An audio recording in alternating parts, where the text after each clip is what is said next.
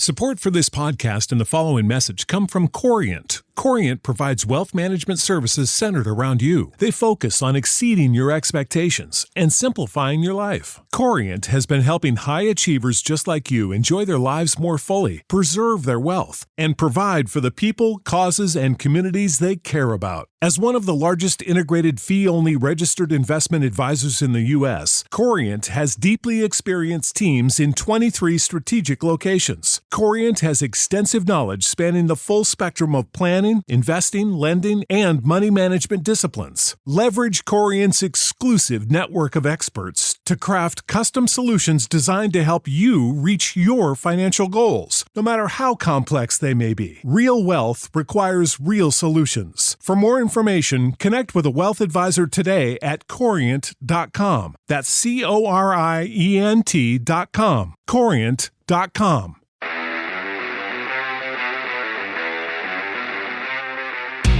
You're listening to the Roaring Repeater podcast on 7220sports.com. Here's Cody. Welcome. It's Friday, February 19th, 2021, and this is the first Roaring Repeater podcast here on 7220sports.com. The first? Yeah, the first since we joined Town Square Media and went to an audio-only version of this little podcast here. That will hopefully evolve a little bit into maybe some visual evidence soon. I know you guys miss my beautiful mug. So, but honestly, in all reality, I wish we had a visual right now because I am staring straight down Capitol Avenue in beautiful downtown Cheyenne, Wyoming, and I'm looking at that awesome Golden Dome where guys and gals, I should say, are going to be pretty busy throughout the month of March when the legislature kicks off down there inside that building. So, of course, I'm your host, Cody Tucker, founder of this little website that covers UW athletics. You know how it's going to work, I'm pretty sure. It's going to be plenty of cowboy talk on this podcast. But we can branch out at any moment. We could get off the rails if that works for you. Along with video, I'm hoping that soon we can take some calls, text, the whole nine, emails, whatever you got. You have any questions, send them my way. So, and honestly, we have the capability of doing that right now. I'm sitting here staring at all these crazy screens. There's 4 monitors in front of me and a bunch of buttons and a bunch of other stuff I don't understand. I'm a tech idiot in training, and I am in tech college right now. We call it Wyoming Tech around here. So, as always, I want you, the fan, to be involved in whatever direction we take this little thing. Today, however, I guess I'm in control of the narrative, and I'm all by my lonesome. So bear with me. We're going to have some fun stuff. There's been a lot of news coming out of Laramie, a ton. We kind of touched on that on a Facebook Live last week, but that's what's on the agenda. We got some Pokes football news. Wyoming Hoops is wrapping up its 2-game set in Colorado Springs tonight against New Mexico, looking for their second sweep on the conference slate. And speaking of slate, one of the greatest basketball players in UW history, Reggie Slater, will also join us to talk about Jeff Linder's young team. And if the native Texan is having any Laramie flashbacks with all that snow and cold this week in the Houston area. So let's get right to it, shall we? Craig Bull announced yesterday that wide receiver coach Mike Grant has earned a new title of passing game coordinator. Of course, Grant has been the wide receiver coach for the past 5 years in Laramie, entering year 6. Boy, does he have a tall task ahead or what? It's no secret that the Cowboys' passing game hasn't been a bright spot since a guy named Allen left for the NFL. Even in Josh's last year in Laramie, though, the numbers took a huge hit. And that'll happen when you lose guys like Brian Hill, Tanner Gentry, Jake Mulhart, Jake Hollister, Chase Roulier, bunch of NFL guys in there. So, right now the question is, do the Cowboys have the weapons on the outside to balance this offense? And I think they do. Overwhelmingly, yes. I absolutely believe they do. Would love to hear your guys' take on this, though. Please comment, throw in your 2 cents. I know you're good at it. I've read them all. Believe me, I read them all. So I think the Cowboys returning their entire offensive line, the running game they're returning, Xavier Valladay, of course, one of the best backs in not only the Mountain West but the nation. Trey Smith did a heck of a job last year as well. He's in year 27 in college, so excited for him too. And Grant will, of course, be joining new offensive coordinator Tim Polasek in attempting to turn this thing around. Best of luck to him, and here's a little bit of free advice. Throw it to those big athletic tight ends. How about that? Those guys can do a heck of a lot more than block, and they've been severely neglected in this scheme. I bring it up so much that Craig Bohl, I think, wants to rip my head off. I think he wants to rip my head off for a number of things, but bringing up tight ends almost every time we talk is definitely not his favorite conversation, although he knows that those guys need to be more involved as well. Excited to see what those guys on the outside can do. Isaiah Nair, he showed flashes last year. I believe he was a third-team All-Mountain West selection. He made a lot of big catches. I think he led the nation, or was right up there in average yards per grab. Obviously didn't grab quite enough last year, but we didn't get to see a lot of Alex Brown, Devin Jennings, Joshua Cobbs, that whole Texas trio, foursome, I guess, along with Nair, but didn't get to see a lot of those three guys. And then, of course, you got the old guard coming back. Aiden Eberhard announced he's coming back for his, I don't know what they're even going to be calling this, his additional COVID year. So he'll be back. Gunnar Gentry, he'll be back. To be honest with you guys, I'm still not sure how UW's passing game hasn't opened up more with all the success they've had on the ground. I've said this a lot. I think back to Terrell Davis and John Elway and that offensive line in Denver in the late 90s, and we all know if Terrell Davis doesn't come along and that offensive line doesn't happen and that scheme doesn't happen, John Elway probably leaves the NFL ringless. But those guys really changed the game, and they changed the game because nobody could stop Terrell Davis. And when you put 10 in the box, 9 in the box, even 8 in the box, somebody's going to be open. And that has been really the hardest part to understand. And I want to understand. I would love to hear an explanation how that is not happening. But a lot is riding on the health of Sean Chambers, of course, Wyoming starting quarterback, who was hurt on the third play of the year last year in Nevada. That guy has just had, the worst luck. Him and Ravonte Holt have just had absolutely a heck of a time staying healthy. And they're two of the hardest workers and two of the most well-respected guys on this roster, and that's what makes it even worse. And I think you all saw that when Sean went down in Reno. His teammates, coaches, everybody rallied around him. Everybody just could feel his pain, and the team kind of... You saw it. The team wasn't showing up. After Sean went down, it took the air out of the balloon because they've seen that 3 years in a row now, Sean not being able to finish a game in clear pain. It was quite a scene. So this year, a lot's riding on the health of that quarterback who switched his number to number 2, by the way. So maybe all those injuries were in that number 12 jersey. But Levi Williams also returns, of course. He took the reins of the offense last year, and that kid is tough. He took a licking last year. And I really love Levi's competitive nature. He was one of my favorite interviews after games. And as you guys probably have figured out by now, COVID is not allowed us to have the personal relationship we're used to having with a lot of these players. And but even over a Zoom call, nobody was more upset and pointing the arrow at himself than Levi Williams. So, I think the expectations were pretty high for Levi, and he kind of teased you, didn't he? After what he did in Tucson in the Arizona Bowl, you thought, I think the overwhelming census out there when Sean went down was you don't want to see Sean go down, but we saw what this Levi kid can do. We saw what he did to Georgia State.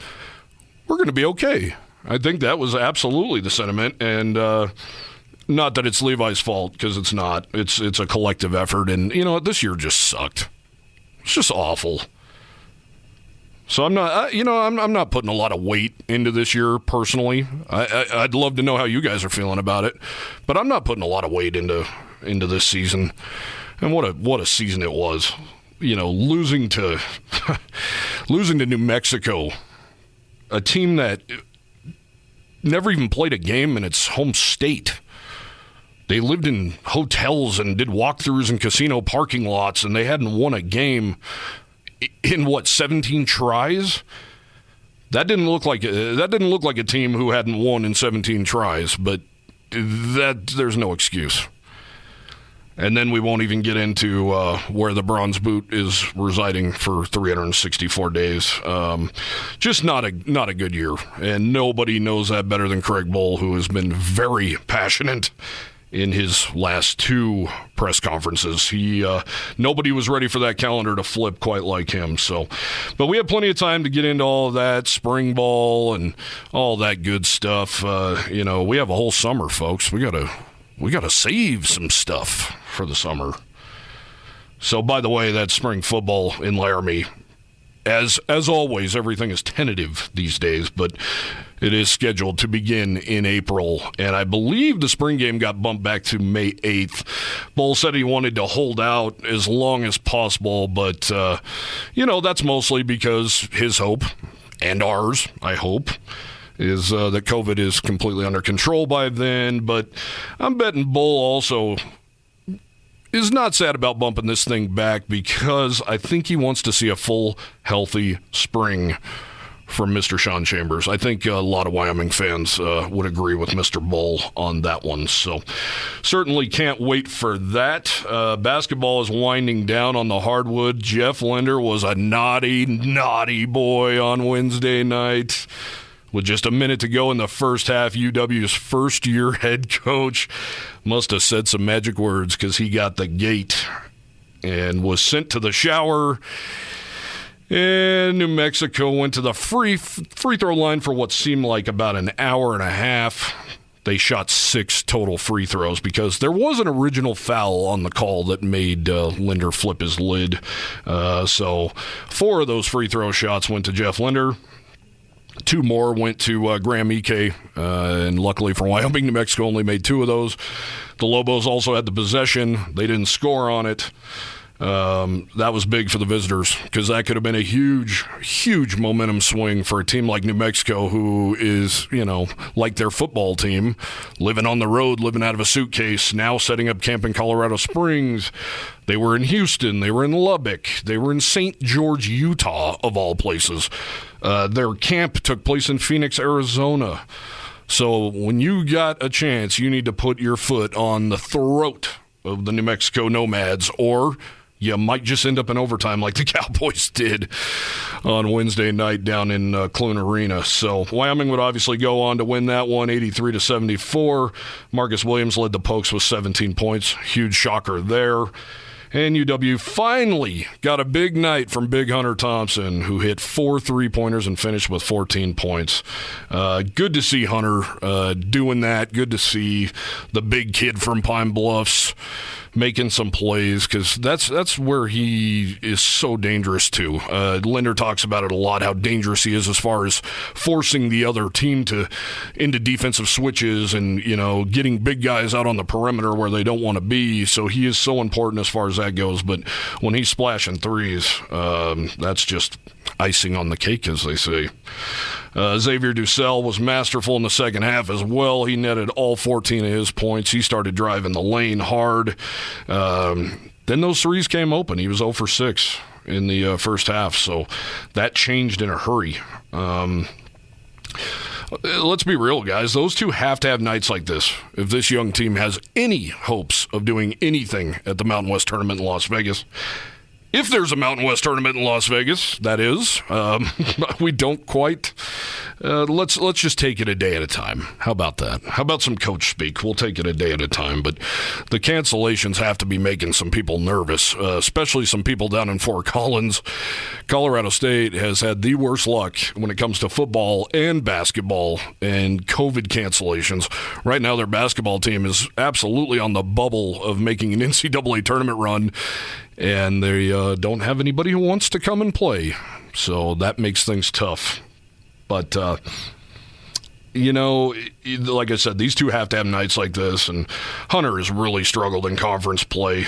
He's snagged some rebounds at times, and, he's He's done those things Jeff Linder likes that don't show up on the stat sheet. Jeff Linder certainly hasn't been upset with him recently, but I think it's no secret that Hunter goes through times of where his confidence gets a little rattled, and shooters shoot, and that's kind of the mentality you have to have. And Jeff Linder is one of those guys where if you aren't making threes, which Hunter has not been making much of anything, you have to take the charges. You have to play defense. You have to rebound, and he's never accused Hunter of a lot of that. It's the rebounding sometimes is tough, and it's I get it. Hunter's 6'10", but he's a perimeter guy. He's a shooter. That's the beauty of having Graham Ike back in this lineup. He can go down there and battle with those big dudes, the Orlando Robinsons of the world. Good luck. Have fun, Graham. I'm sure Hunter's just fine heading to the outside and looking for some open shots. So really big night for Hunter Thompson. Good to see the local kid doing some big things. So Ken DeWeese was the acting head coach last night in place of that naughty Jeff Linder. He said that was a big confidence boost for the junior from Pine Bluffs. He was really excited, and we're excited for him. His teammates are excited. The coaching staff's excited that he came up with some really huge offensive rebounds late. The charge he took to essentially into the game when he took that charge there with the last minute or so in overtime, and that kind of stuff for him. I mean, he's struggled. He's had a rough patch right now, but he just keeps fighting every day and just keeps coming back for more, and that's all you can ask for these guys. Shots, it's a make or miss game, and sometimes you miss shots, but can you do the other things? Can you take a charge, make a winning play? Can you get an offensive rebound and create an extra possession for us? And like we said about Xavier Dussel, he was 0-6 in the first half. Things were not going down, and when things aren't going down for him, things usually aren't going well for the Wyoming Cowboys. Like I said, once he started driving the lane and slashing through the paint, those other shots, they started to fall. Yeah, X has got great feel and great skill level. So for him, the way he's shooting the ball, guys are going to close hard and try and take away the three. So, hey, shot fake it, put on the floor, because you have the vision to find another guy and just know that, if you make the right pass, we'll get them in rotations defensively, and the ball will come back and find you, and you just get a rhythm going, and that's when you start making shots and things get going for you. But, no, and we just want X to be aggressive because he does have great feel and great vision, and, not only can he make threes and make plays for himself, he can make plays for other guys as well. Cowboys are now 11-9 overall and 5-8 in Mountain West play. And hey, Ken DeWeese, Wyoming's assistant coach, is now 1-0. He got the W over the Lobos in his very unexpected debut. To be completely honest, that's the first time in a real game, like a real college basketball game, that I've ever done that. I've obviously been on staffs where you have a lot of input and you can, give examples and give ideas, but to be the guy that stands up, that's the first time. So it's pretty cool. And especially where the guys fought, to get it to overtime when we got down and to get it done in overtime. But, really to be honest with you, I'm leaning on, Coach Wicks and Coach V.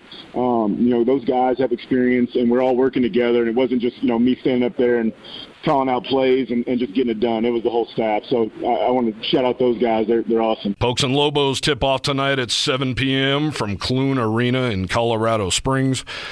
That one is on CBS Sports Network.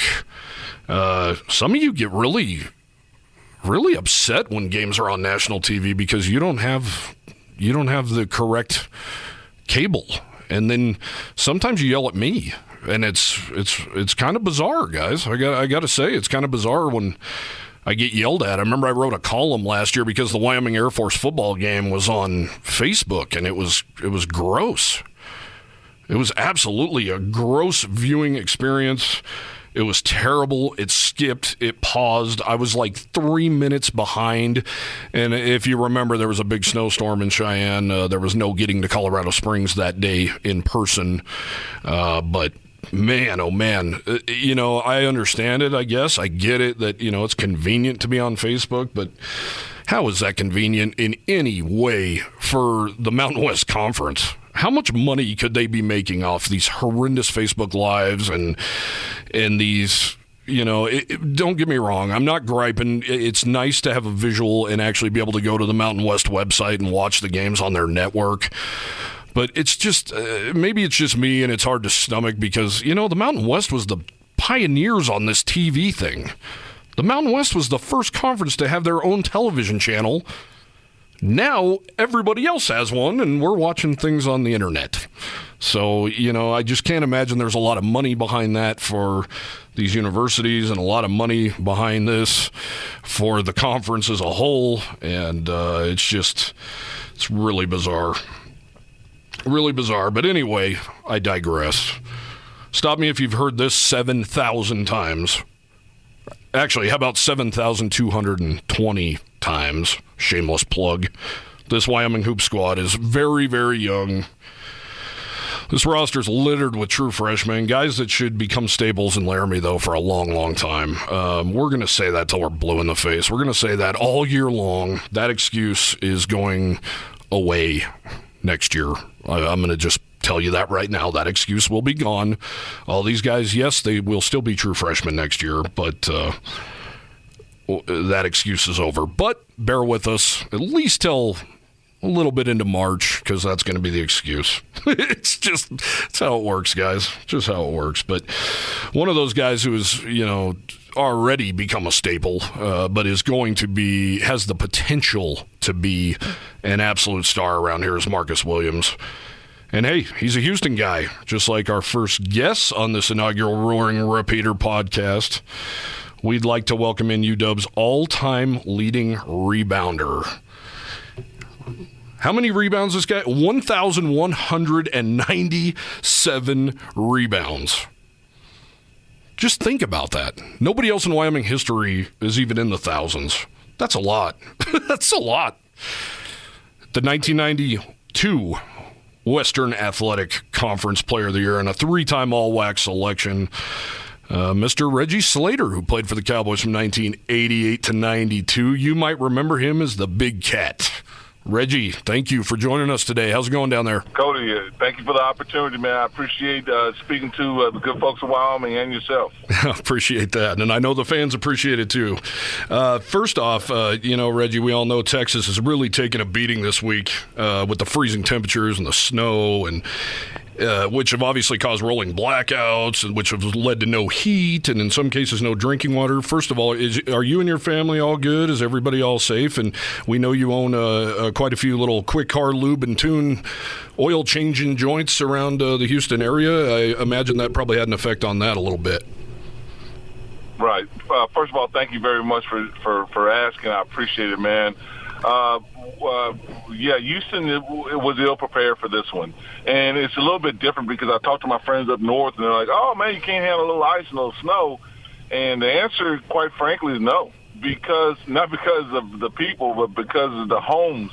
The specs weren't built for that. Sure. So there are pipes that are exposed that up north would not be exposed, and wires and whatnot. So, I think it hurt quite a few people, man, and my heart goes out to them. I was very fortunate not to have lost power for very long. I was without water for a few days, but fortunately I had some, stock cases of water with me, my family and I. So we didn't lose heat or anything like that other than a 5-hour period a couple of days ago from 5 o'clock to 10 o'clock exactly. I think it was a rolling blackout. But, I know the effects of it have been felt. I actually checked in with a couple of my Wyoming brothers, Turk Boyd that lives here in Houston, Finis Dimbo lives in San Antonio, Tim Bro and Mike Brown. They're all doing well. Again, you asking that means a lot because I can extend that on to those guys and let them know that the great people of Wyoming, care. Absolutely. And cared about their well-being. Yeah, we absolutely do. And of course, Reggie, you probably didn't know this. I used to live in Houston myself. Lived in the Baytown area, and never saw as much as a snowflake, living there. And I remember walking into my first apartment and saying, why on earth is there a fireplace in here? I mean, this is how rare, that's how rare this kind of weather is in Houston, right? Oh, it is super rare. I've never seen this. I've seen it snow a handful of times, and it was gone in a few hours. But what transpired here last week, I've never seen it dip down to 9 degrees and things like that. Never have I seen that in Houston, Texas. I didn't even think it was possible, Reggie. I really didn't. And when I saw that fireplace, I thought, man, this is the South. That fireplace is probably only good for critters to get into. I could see a possum coming through, some roaches, lizards. Yep. That's another entryway for those guys. That's right. Yeah. I thought the chimney is a bad idea. But I guess, before we dive into this current UW team, Reggie, you have a few exciting months ahead of you. Some projections have your son Rashawn, who's an offensive tackle at Northwestern, being selected pretty high, even some top 10 in the NFL draft here this April. What has that process been like for father and son? Well, it's been an interesting process for him. It's been exciting for me because I'm happy for him. Mm-hmm. Because being in the pros is a special experience that not very many people get to have, and to talk about the things and share a camaraderie with him at this level is very special. So I know he's been working his tail off. He's excited for the opportunity. They have pro day, I believe, in about under 4 weeks, probably 3 weeks, and he's excited to show off all the work he's done. The process, he's done a few interviews. What number, I don't know. But I do know he's been speaking with teams. I believe from the feedback that I've heard, he's done well. And, again, he's ready to contribute to somebody to help them become a better team or bring something to the table to help. Yeah. Well, I'd imagine any team would be great except for the Houston Texans, huh? What are they doing? I don't know. I don't know. I tell you what, they're breaking folks' heart. They are. Because, the whole thing about J.J. Watt leaving and the whole deal, a year ago prior with Deshaun. I mean, not Deshaun, but Andre Hopkins. And, I mean, it's a little bit of a mess. Yeah. But, hopefully, things turn around. It's a little bit of a mess. That's about as far as I'll say about it. Yeah, well, if Rashawn goes there, he'll have nobody to block for, that's for sure. I know, right. Well, and of course, Reggie, we got to know, why on earth wasn't Rashawn a Cowboy? And I'm sure I'm not the first person to ask you that question, right? Right. He was seriously considering Wyoming, but I think from talking to him, he wanted to blaze his own path. Mm-hmm. I don't think he wanted to go to a school and be known as Reggie Slater's son. You know what I mean? He wanted to be known as his own man, and I can totally respect that. Because he's the guy that wakes up at 6 o'clock or 5 o'clock in the morning, starts practice running, doing drills, so on and so forth. Not me, and to do all that work and only be known as Reggie's son. That's not cool. Yeah. So I mean, I'm gonna give this guy props. He's worked his tail off in the classroom, on the field, and he's done it the right way. And hopefully we'll see the results of that very soon. Well, then let's just not let the listeners in on the fact that you had another son, RJ, play for Air Force. Let's not tell anybody about that. Yes. Well, yeah. I don't think Wyoming offered him a scholarship. I don't believe. I was a little bitter about that, but it is what it is. Yeah. Well, hey, Reggie, unbelievable. I saw your daughter went to Baylor, a son at the Air Force Academy, a son at Northwestern. You got to be awfully proud. You got some smart kids, boy. Man, I'm very proud of those guys. I think that what every parent wants to do is to see their kids be successful and succeed, become independent, and they've all done that. Mm-hmm. And so I'm just watching the show and reading the chapter. So, it's very exciting to see these guys and what they're doing. Right. Well, for some crazy reason, you were not selected in the NBA draft, although you did sign a deal with the Nuggets after a couple seasons overseas. The WAC Player of the Year in '92, the chairman of the boards. I mean, the numbers are unbelievable. 1,197 rebounds at Wyoming, number one in double-doubles with 58. But you went on to, have some success. 8-year career, I believe, in the NBA. I'm sure you can offer some advice on being patient to Rashawn, because you made a lot of stops, and it wasn't, it looked like it wasn't an easy road for you once you left Laramie. Yeah, well, success doesn't belong to the weak. Mm-hmm. You have to be strong, mentally strong, and it was tough. I mean, the emotional devastation I had because, all those stats you were saying, WAC Player of the Year, all those rebounds, double-doubles, so on and so forth, and then after they called the very last person you weren't mentioned on draft night, man, my ego was devastated and crumbled. But one thing that successful people do is no matter what type of challenge you have, they get back up. Mm-hmm. And they keep moving forward. And, that's one thing that I've talked to, any kids that I've coached, and certainly my own children and any person, because, life is filled with challenges and disappointments. And what separates the people that are successful from the people that are not is your ability to get up. Yeah. And you got to keep moving forward. And, at this point, I graduated in 92. I'm 50 years old right now. Mm-hmm. So I have a lot of kids that I've talked to, coached, families that I've befriended, my own children. So I have a lot of people that I'm an example to. Sure. And what type of example would I be if I gave up? That just doesn't make sense. No question. So, that's a non-starter. Yeah, no question. Now, am I angry about something or disappointed? Yes. Do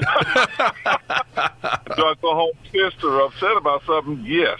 However, it's back to work the next day. Right. Well, and it paid off, right? In 97, 98, you're up in Toronto, averaging 8 points a night, nearly 4 rebounds. Along with that patience, what kind of advice can you give Rashawn when it comes to being a professional athlete in general? Always stay ready. Always don't let your highs get too high, nor your lows get too low.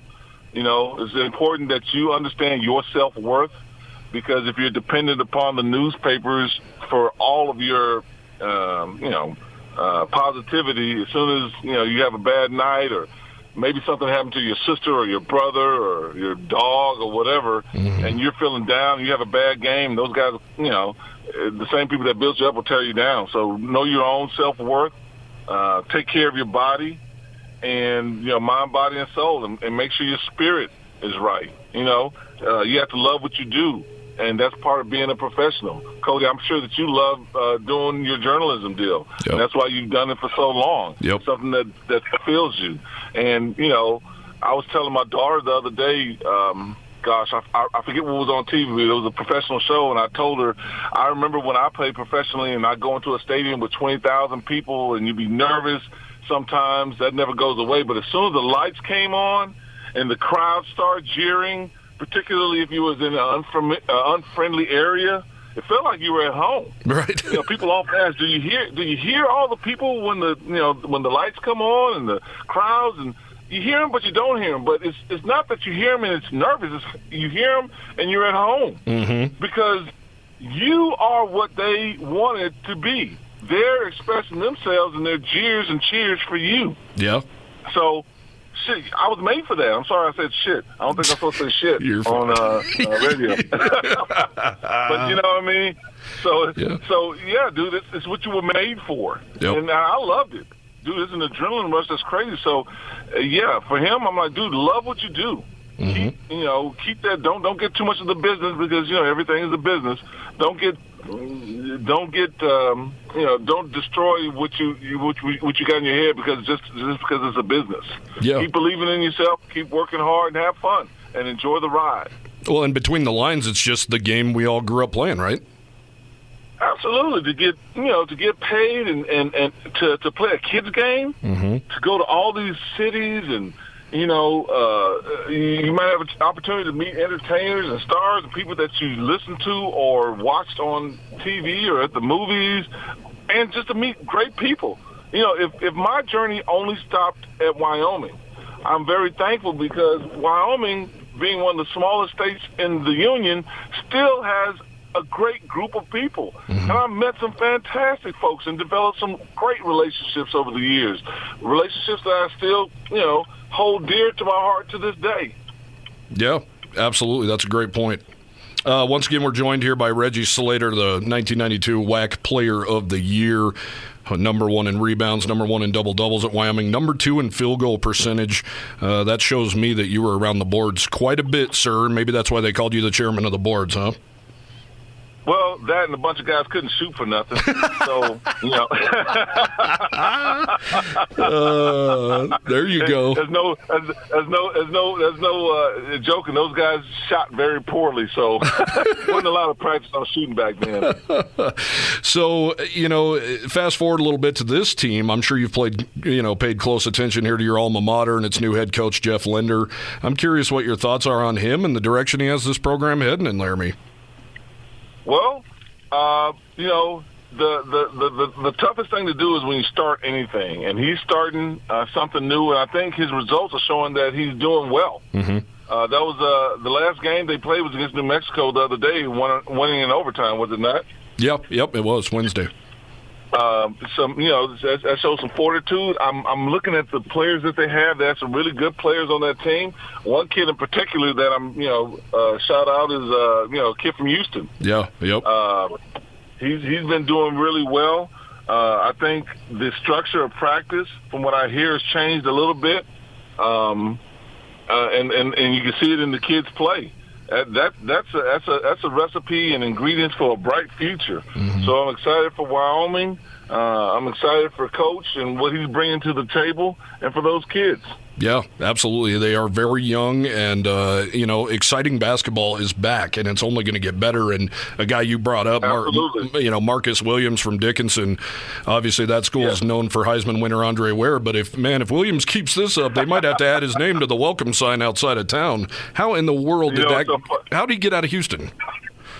I should patch Andre in on that, because every time Wyoming plays, and Marcus, I was trying not to mention names, but every time Marcus plays, Andre is texting me. I swear, all the time. And Andre and I have breakfast every Thursday morning, not yesterday because of this whole fiasco. Right. And, amongst our conversations is Wyoming basketball. And we talk about how that kid's doing, what Marcus is doing. And so I asked the same thing. And Andre, who is friendly with Marcus's family, gave me some insight on it. But however it evolved, I'm glad that Marcus made his way to 307, 7,220 feet above sea level. I'm glad he made it there. That's right. And obviously, Reggie, you were a big man when you played. What are your first impressions of Graham Ike, the big kid who has only played a handful of games here, but he just makes a big difference? The first time I saw him play was against CSU, mm-hmm. and a good friend of mine was doing the color commentating on the internet, Steve Gozar. Mm-hmm. Now I'm just naming it like crazy now. Anyway, Gozar did a fantastic job, and prior to the game, he said, Slate, there's this kid from CSU, big body guy. We were talking about matchups and whatnot. Well, I thought the kid that you just mentioned, I thought he did an immediate impact. Mm-hmm. I mean, he did really well. I was impressed by that young man. Yeah, and it's something that this team is sorely needed. They've the injuries and only 8 scholarship players right now, and not a lot of them have a lot of size and length. So he's been a very bright spot for this team. Absolutely, I thought he did a fantastic job. Yep. I thought that kid did a fantastic job. So, Reg, where do you think this team needs to improve most, especially here down the stretch, if they hope to pull off a win or two down in the tournament in Las Vegas, if we even have a tournament in Las Vegas? Crazy times. Well, I think that's a good question for their coach. I mean, as a ex-player, it's just time. It's that one valuable thing that we all need. Mm-hmm. You can make money and you can make this, that, and the other, but it's hard to make time. And I think what helps this young Cowboy group are the wins or the experiences, wins or loss, in these overtime games, because they're getting that much more experience, that more opportunity to be coached the right way. So, they have to continue along the path that they're on and continue learning. Yep, that's what it needs, huh? Some birthdays. Yeah. Need some birthdays. Well, Reggie, man, we really appreciate you joining us here on our very first episode of Roaring Repeater here on 7220 Sports. Best of luck to Rashawn. I hope you and your family really enjoy it. I hope he lands in the perfect spot for him, and Wyoming's pulling for him. When you have the last name Slater, Wyoming people are pulling for you. I surely do appreciate it. Thank you so very much for having me on. It's an honor. Good fortune moving forward. I'll talk to you later, and go Pope. Once again, want to thank Wyoming, one of the Wyoming's all-time great basketball players, Reggie Slater, for joining us here on the show. His appearance and this podcast overall, of course, brought to you by Premier Bone and Joint Centers, ABC Seamless, Two Doors Down, Town and Country Supermarket Liquors, and the Wyoming State Library. Was he a hell of a player in Laramie or what? He was just really good. He was just good in everything, man. I was looking through some of his numbers last night. Number 2 overall in field goal percentage. Shows you right there how much he was around the rim, right? Number 7 in points, 1,809 of them. And number 1 in Wyoming history in double-doubles with 58. Does Wyoming need a Reggie Slater right now or what? Man, those guys don't come around every day, so... good stuff from Reggie Slater. I was really young when he was at UW, but he was still a household name. You know, I couldn't have told you his stats or anything when I was a kid, but, you know, I know when we were playing in the yard and playing school ball, you know, there were some Reggie Slater wannabes out there for sure, and they'd let you know all about it. So he's still very much revered here in the state of Wyoming, and very thankful to have him. We'll definitely invite him back on. Hopefully we can load up some fan questions for him, maybe have him on during a rivalry week so we can hear about some of those CSU battles and BYU battles and Utah battles. And back then it was UTEP, New Mexico. The WAC was really good in basketball, weren't they? That was fun. Do you remember, though, back in the day when San Diego State, that trip to San Diego State was like your automatic road wins of the year? That's changed, huh? That's changed. Those used to be games where it was like, okay, you're always going to get these 2 against the Aztecs. You hope to get both against Air Force. You hope to steal one against BYU or Utah. Just those were some fun times, and good basketball, man. Good rivalries that really built up, and we had a really good time. Those were really good times. Those were rocking, man. I mean, imagine now. I think it'd even be fun now to take that trip to Albuquerque and then 2 nights later be playing in UTEP. I think that'd be so fun playing El Paso. But nowadays, it's all about who brings money, who brings eyes, who brings, you know, TV revenue, or in the Mountain West case, streaming revenue, I suppose. But anyway, we're going to go ahead and wrap this show up. But before we do, I want to take a minute to talk about somebody very close to me, and that's a guy named Mr. Mike Dorr. He's my wife Emily's grandfather, and unfortunately on Tuesday he went to meet the Lord. I lost my grandfather when I was 12, and he was my world. He meant everything to me, and so I know the pain my wife is feeling right now. She comes from a very big family, but she's young. She's a lot younger than me, and she's never really faced death before, so a significant death like this that's so close. And believe me, I know it's hard, and I wish I could take that pain away, but, you know, it's just so hard to deal with. But, you know, I've been with my wife for 6 years, so I really got to know Mike well, and the beauty of him, there was a lot of beautiful things about him. His smile, the way his eyes would twinkle, just the man he was, just a humble, funny, nice, you know, hello, Cody, every time. He couldn't wait to talk on the phone, couldn't wait to come over and shoot the breeze. So, you know, I kind of felt like I lost my grandfather all over again. And I know technically, you know, yeah, he's my grandfather. He's my wife's grandfather. But I felt like I had a grandpa again. And, you know, he lived 85 glorious years. That's for sure. He left his stamp. He is absolutely beloved by everybody who came in contact with him. Mike loved the Michigan State Spartans so much. When I covered MSU for the LSJ from 2016 to 18, he would literally hang on every single word that I wrote. He couldn't wait to get the newspaper. And in fact, him and his dear wife Barb would cut out all of my press clippings from the Lansing State Journal and the Detroit Free Press. Anything I wrote about the Spartans was cut out, put in a binder, and then God bless them, when they came to Wyoming to visit, they gave my grandma here in Cheyenne, they gave her the binder, because she never got to see my stuff, you know, in print, and that meant a lot to my grandma. So It was funny. Mike would always, want me to tell him about the Spartans and what was going on behind the scenes and, what happened in that game last week. And, just always was wanting to know what was going on with those Spartans. So, and for some reason, man, he hung on with those Detroit Tigers. I wrote his obit yesterday, and that wasn't background noise for Mike. He actually would be sitting there tuned in to another 100-plus loss season for his beloved Detroit Tigers. Every day he'd be watching the Tigers. Every day during the summer you'd go over there and he'd be watching the Tigers. So I'm beyond thankful, even more so today. I did something when I lived in Lansing, which is probably a no-no for reporters. I'm not ashamed to say it, but I went out on a limb and I reached out to Coach Tom Izzo at Michigan State, and I asked him if he'd be interested in calling Mike. It was Mike's 83rd birthday, and, like I said, Spartans were his life, and he worked at GM for like 40 years, so you can imagine what a GM plant in Michigan was like after the Michigan State game if your team won, or heaven forbid your team lost. Those were great stories, and, guys would get so mad there'd be fistfights, and guys would leave, and guys would take their vacation after that game if their team lost.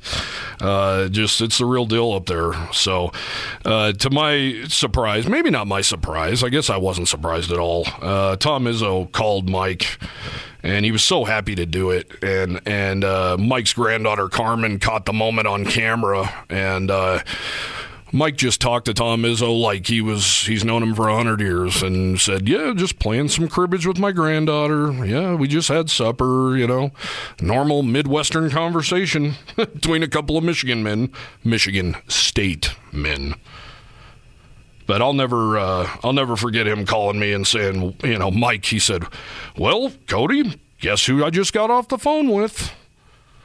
That man was Tom Izzo. That really meant the world to him, and it really meant the world to me, too. Tom Izzo, I know a lot of you see him yelling, screaming on TV, yelling at his players, going nuts, and, you've seen him cut down some nets, and I believe he's been to 7 or maybe it's 8 now, 7 or 8 Final Fours in his Hall of Fame career. He's larger than life, obviously, in Michigan, but mid-Michigan specifically. I thought about it often. Imagine being Tom Izzo trying to go to Walmart in Lansing, Michigan. I assume that was always a chore for Tom, but I just want to thank him again, Tom Izzo. He really made Mike's day, and Mike talked about that till the day he died. And like I said, he lived 85 glorious years, and just what a good man he was, and he will definitely be missed. We're hitting the road here shortly for Michigan to go say our goodbyes. It definitely won't be easy, but Mike was such a special guy. And the family's asked me to give the eulogy, and as well as write the obit, which of course I already did. The obit's the easy part. So wish me luck on the other. I'm going to have to drop a lot of jokes, or there's probably going to be a lot of tears. So it's going to be a fitting send-off. I know that. COVID be damned. So rest easy, Mike. Definitely love you. Definitely thinking about you. We'll never forget you. That's for sure. So anyway, as always, connect with me on Twitter at 7220sports or on Facebook at 7220sports.com. Make sure to download our app, too. Download the app. It's awesome. It's quick. We even send out these little alert things, and they come fast and furious, too. So you won't miss a darn thing. It's available in all the app stores. Let's do it again next week.